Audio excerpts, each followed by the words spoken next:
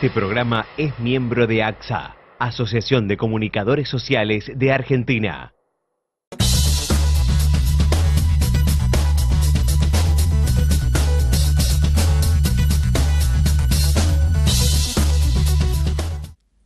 ¿Qué tal? Muy buenas noches, bienvenidos a un nuevo encuentro del Señalador de Ideas para analizar, como es costumbre, la realidad política, la realidad social. Así que voy a presentar a quienes son la cabeza de este programa, como es el doctor Julio Pueyrredón. ¿Qué tal, Karina? ¿Cómo estás? Qué formalidad, doctor, ¿qué le pasa? ¿Vio? Y bueno, que ahora ante una actriz de semejante fuste. Bueno, ya ahora vamos a estar comentando. Vamos a estar comentando comentar. también para invitar al teatro, por supuesto, y también, obviamente, el doctor Miguel Ángel Sagués. ¿Será que no sé si está con nosotros? Doctor, o está... estamos acá al aire. Estamos al aire, Miguel. Perdón. ¿Qué es eso que trajo? No, apagar el partido, no, por favor. Pero no, lo que pasa es que, viste, que yo soy un tipo que tengo que estar informado al toque. ¿Qué tiene, informantes? Y estaba con Duhovne, pero no importa. Tiene no una teleconferencia con Duhovne. Después hablamos. Gracias, Caramba. Un abrazo, gracias. No sabía, ¿sabía usted de esto? No, yo pensé que iba a hablar con Lagarde, pero bueno. Caramba, bueno, siempre. Se va para... Está allá. Claro. ¿Cómo anda? ¿Bien? Bien, ¿qué tal? ¿Cómo están? ¿Todo bien? Muy bien. ¿Podemos decir muy bien? Va. No, quizás ¿Cómo encaramos esto? Y le ponemos onda. Le ponemos onda. Bueno, obviamente la situación argentina, nosotros lo tomamos como parte de humorada, pero realmente estamos todos compenetrados, ¿no? Creo que toda la sociedad argentina con lo que está ocurriendo por estas horas, ¿no? Así es. Estamos tratando, yo creo, de ver cuál es el camino más potable para salir de la crisis, ¿no? Yo siempre digo que después lo voy a decir como los cataplines del invento de mi amigo Julio, porque es cierto a veces, ¿no? Se deja de lado, digamos, la información social, es decir, de hacer un diagnóstico cómo la sociedad vive en momentos de crisis y qué necesita escuchar. Porque es tan importante eso que tiene que ver no con las medidas, aparte de las medidas que tome el gobierno desde el punto de vista económico, social, político, sino es qué necesita la gente para darle credibilidad a cualquier opinión o a cualquier gestión política. Porque ninguna política y situación económica cambia si la sociedad no cree. ¿Opinás lo mismo, Julio? No es una cuestión de números, digamos. Yo coincido. Creo que el tema de hay mucha maniobra, digamos, de tipo de prensa, a veces que tiende a confundir. Y lo que es fundamental es que la sociedad crea y que crea lo que es real, ¿no? En estos días hemos recibido cúmulos y cúmulos y cúmulos de información de todo tipo, desde que, lo que ha sido todos estos días la corrida con el dólar. Por otro lado, recibís información que te dicen que, por ejemplo, que los bancos financieramente están bien, que la deuda del sector privado es en pesos, que el que está endeudado en dólares es el gobierno, que no es nada que ver esta situación con las situaciones de antes, del 2001, claro, o las que hemos pasado. Por otro lado, te dicen, no, el país van a haber saqueos.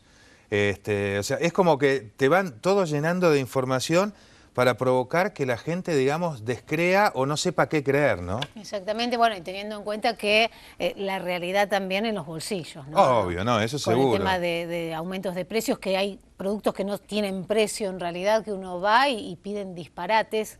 Eso es lo que uno vivencia, ¿no? Eso es algo también que yo creo es un tema también que yo realmente no lo puedo entender. O sea, obviamente no soy economista, pero uno diría, como decía el otro día, hace unos días un economista decía, bueno, al final del día, si el dólar no trajera aparejada esta avivada o esta suerte de corrida que hacen muchas empresas de que sube el dólar inmediatamente, frenan los precios y después pegan esos aumentazos, porque, a ver, si el precio, o sea, ¿en qué o sea, ¿cuál es la base directa en que la suba del dólar, salvo que tenga insumos importados para reponer ese producto, si no los tiene, cuál es la base por la cual la suba del dólar tiene que necesariamente implicar el aumento de los precios de todo?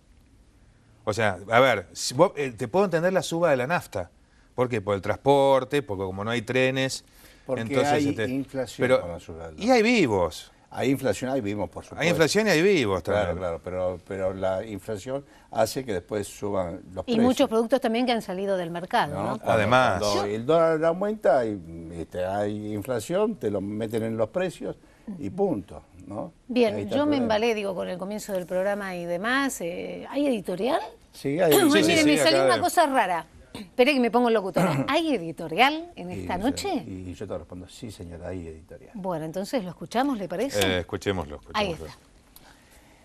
Y esto tiene que ver con lo que conversamos previamente, ¿no? En la preproducción, que es la excesiva información de la crisis económica que padecemos, centrada fundamentalmente en lo que pasa con el dólar. Vos tenés hoy el dólar, en las 24 horas tenés cuándo abre, en el medio y cuándo cierra. Es una información casi como la hora y la temperatura, ¿no?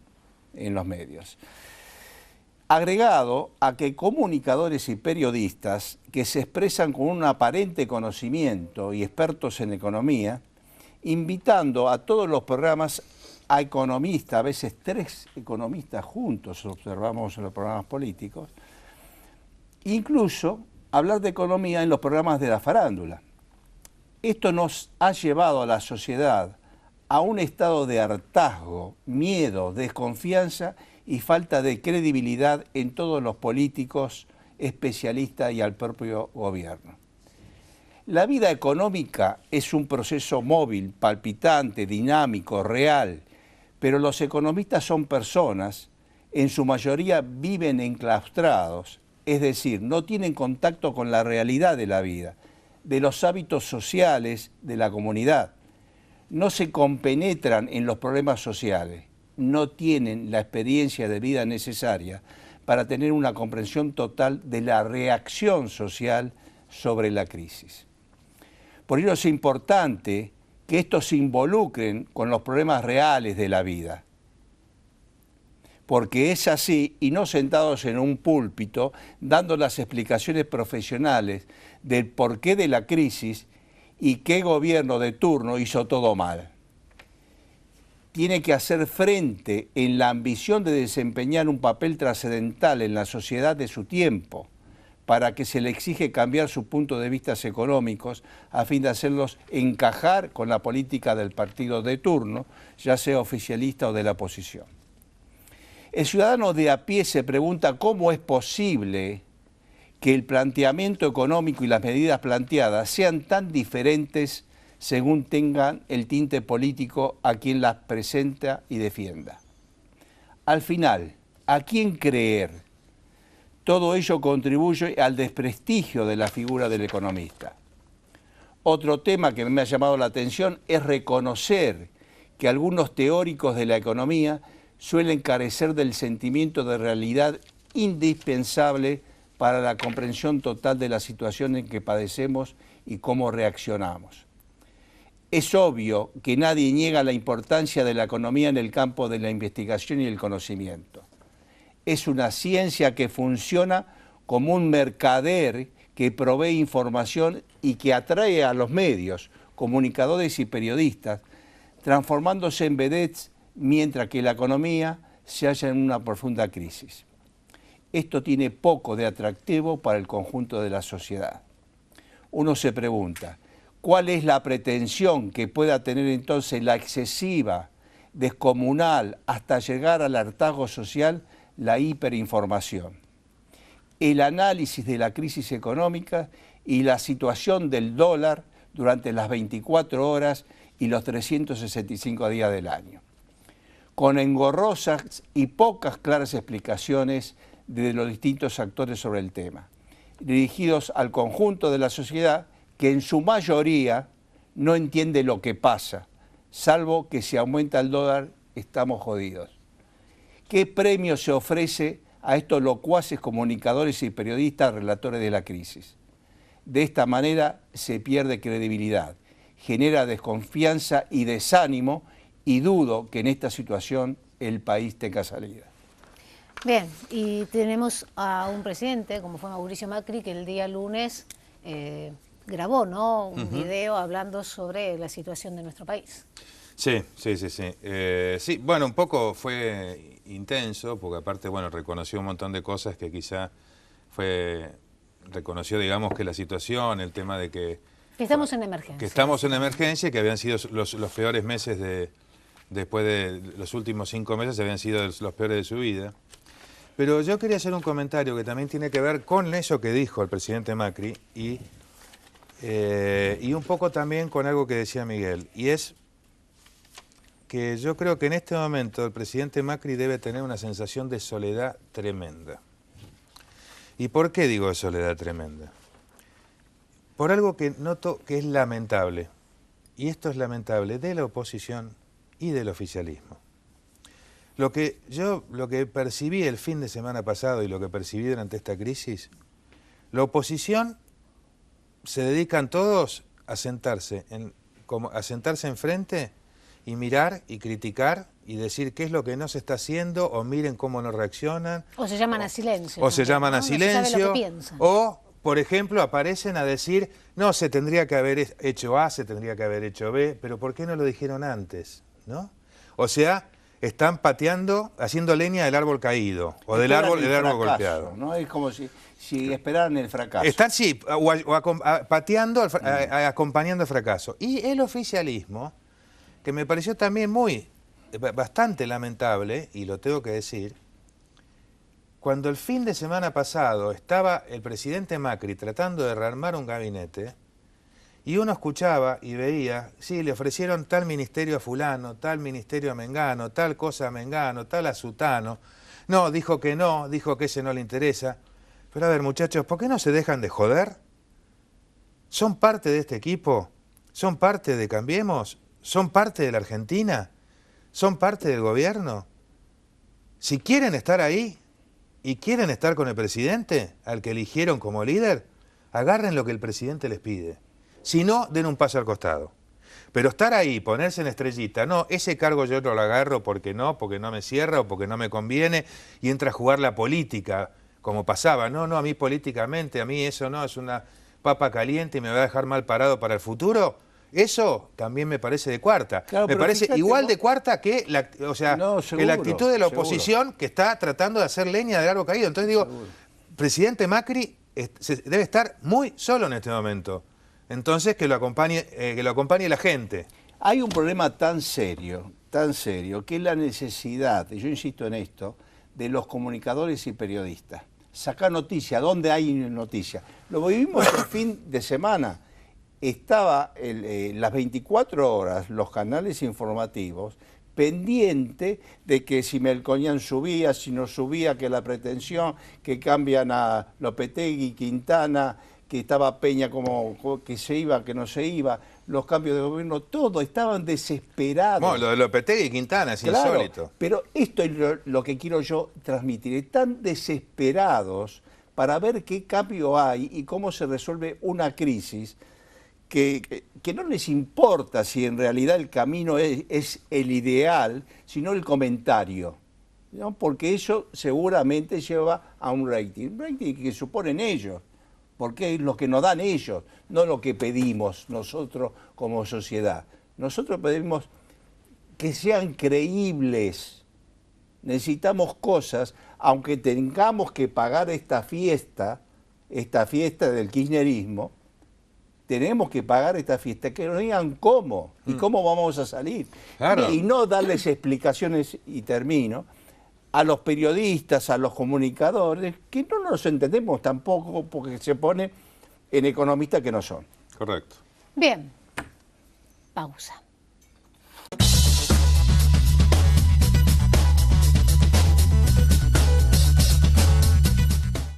CITAP, excelencia en servicios de salud. CITAP, líder en internación y cuidados domiciliarios. Neonatología, pediatría y adultos. Avenida Pueyrredón 480, tercero 16, 4867-7400. Organización Paulero. Constitución de sociedades, designaciones de directorios, reformas de estatutos. 15 59 60 79 24. 30 años en el rubro societario.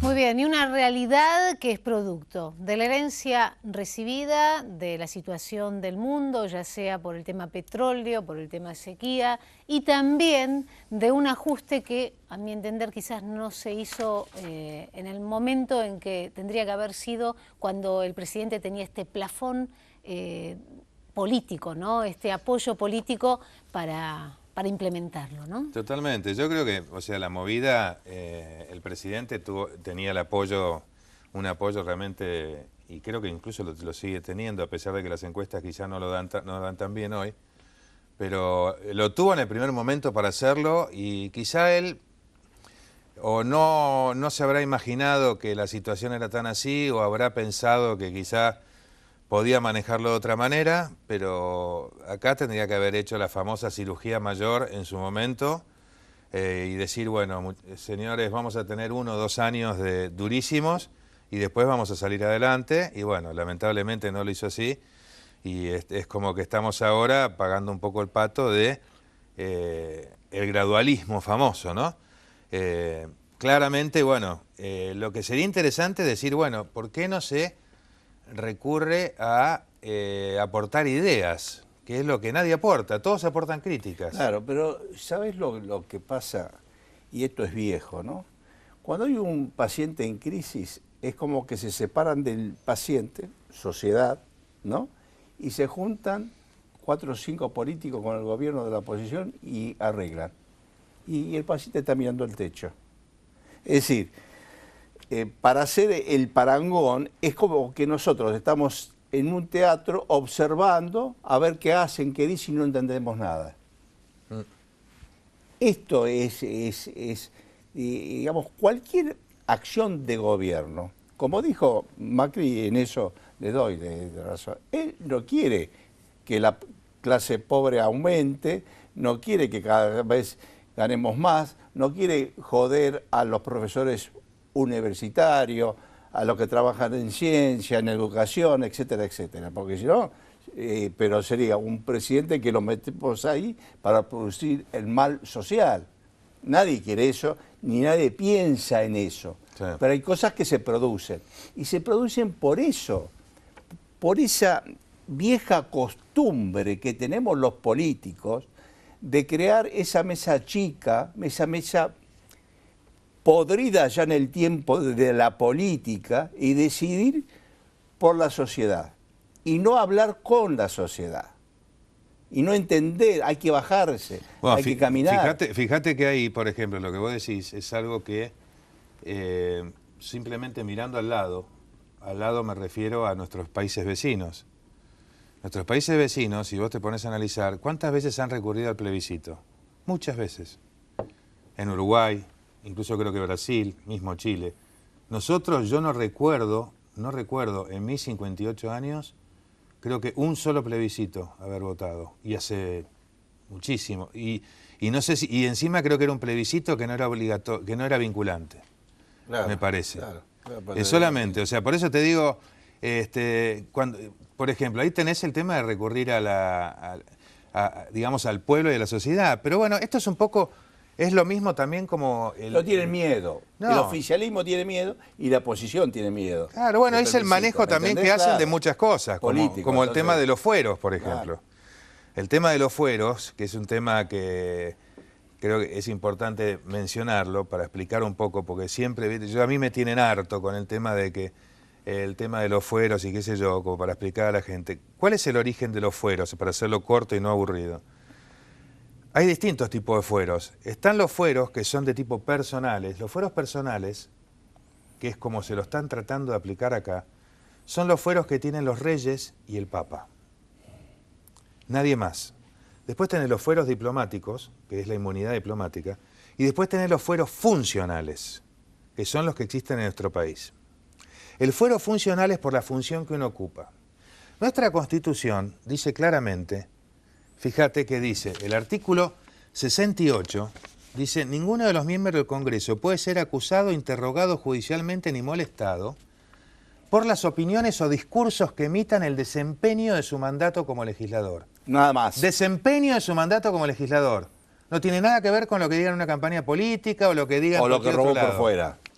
Y el 69, que tiene que ver con el tema de los allanamientos y todo, y el arresto y todo lo demás, dice, ningún senador o diputado desde el día de su elección hasta el de su cese puede ser arrestado, excepto el caso de ser sorprendido infraganti en la ejecución de algún crimen que merezca pena de muerte, infamante u otra aflictiva, como puede ser una pena de prisión, de la que se dará cuenta la Cámara respectiva.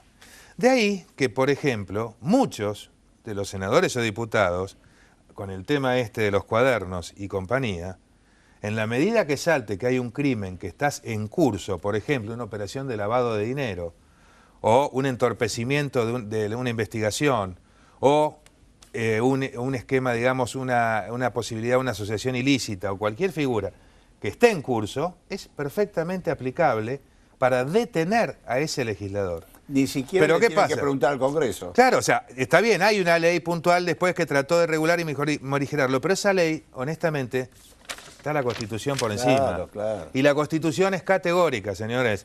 Simplemente lo que hace falta es tener los cataplines que son necesarios para poder aplicarla. Pero bueno, de vuelta, es por lo que decís vos, si no los políticos transan, y esto es aplicable a todos, ¿eh?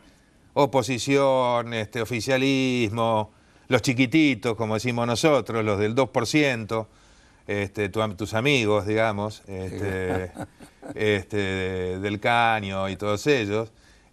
Bueno, todo eso, todas esas cosas, digamos, son las que hacen que la política de vuelta se convierta en un gran negocio y no esté pensando en la sociedad. Claro, y reemplazan al delincuente por una figura de perseguido político. Ah, sí, tal cual. Entonces, en eso también tenemos que terminar y decir, la verdad, yo me canso de decirlo, los delincuentes son delincuentes, no son perseguidos políticos. Cuando Lópezito se llevó los bolsos, que lo vimos todos, y lo tiró por el convento, es un delincuente, no es un perseguido político. Y yo siempre que te hice una pregunta, yo reniego un poco en esto, ¿no? En la presunción de inocencia, cuando vos ves el delito infragancia, se llama. En flagrancia. ¿No? Entonces, infraganti o flagrancia. Cuando vos lo ves, ya está. ¿Qué presunción de inocencia? No, a partir de ahí ya la presunción de inocencia cede. Lo que entra a jugar y entonces, es si se te pueden aplicar las causales de exculpabilidad, digamos. Claro, pero ¿por qué dicen que están mal detenidos entonces? ¿Quiénes? No, Lópezito bueno, no. No importa quién diga quién está mal detenido. Bueno, el tema es que haya una justicia y que haya un Congreso que funcione como tiene que funcionar. Pero pero la gente lo tiene que saber esto. Yo voy dirigido al que escucha. El que robó, se vio que robó, ya está, no hay inocencia. Porque todos los políticos de la oposición que defienden al delincuente, dice no tiene por qué estar detenido, desde Milagrosala, de todos los que están detenidos, ni de Báez porque se vence el periodo, todos hablan de eso. Entonces la gente no sabe, están bien detenidos porque hay pruebas que se comprueban que delinquieron. No es que yo te acuso a vos y después estoy buscando pruebas. Ya está. Mira, hay un concepto legal que es muy fácil y te da la pauta de lo que vos estás diciendo. Legalmente hay una figura que es el delito político o conexo político. Son los delitos que son aptos para pedir, por ejemplo, asilo político en otro país. Claro. Y son los delitos que pueden ser oponibles ante un pedido de extradición. Claro. Justamente son los delitos que tienen contenido, como su nombre lo indica, netamente político.